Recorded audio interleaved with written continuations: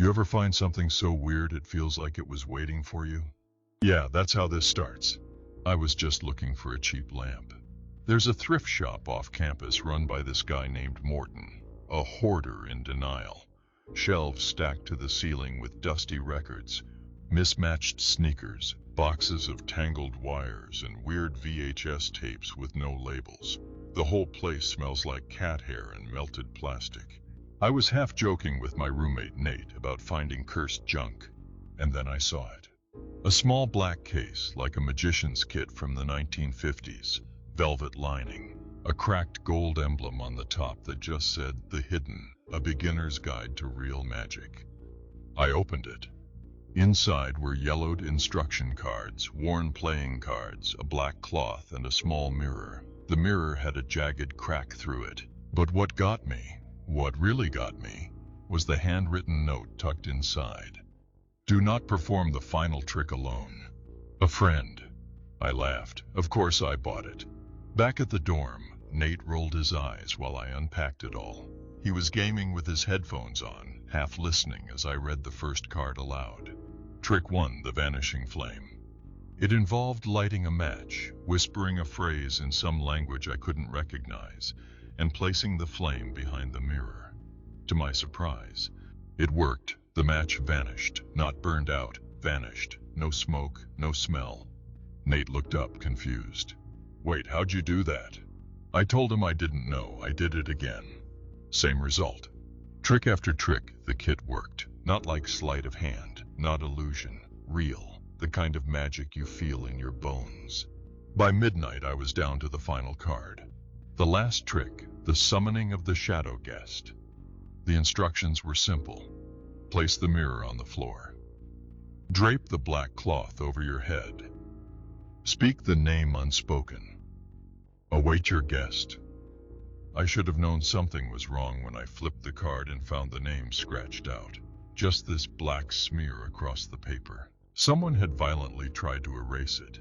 I said it anyway, just sounded it out phonetically. A guttural string of sounds that scraped the back of my throat. Nothing happened at first, but then the lights flickered. Nate pulled off his headphones. "Dude, what are you doing?" Then he froze. I mean literally, mid-motion, like someone had paused him. I looked up. There was a shape in the mirror. It wasn't a reflection. It was on the other side. The mirror had become a window, or a door.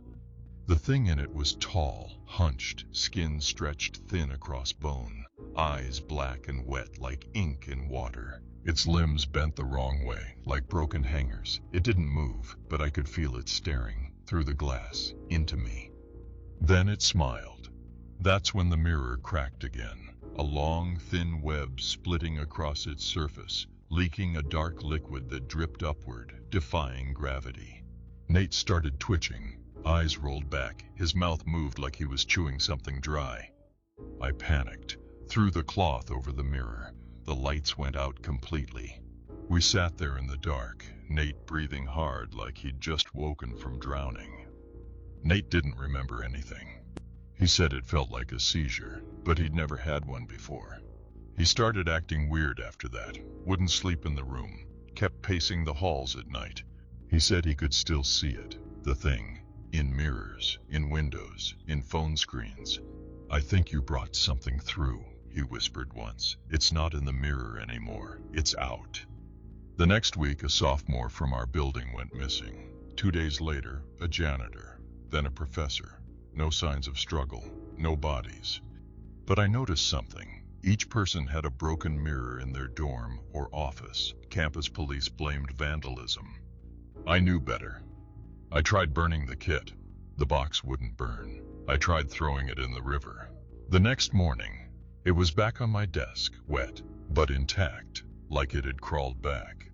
Nate moved out by then, left school. His parents said he won't speak anymore, just mutters phrases under his breath. I don't ask what they are. Now I keep the mirror wrapped and hidden in the back of my closet.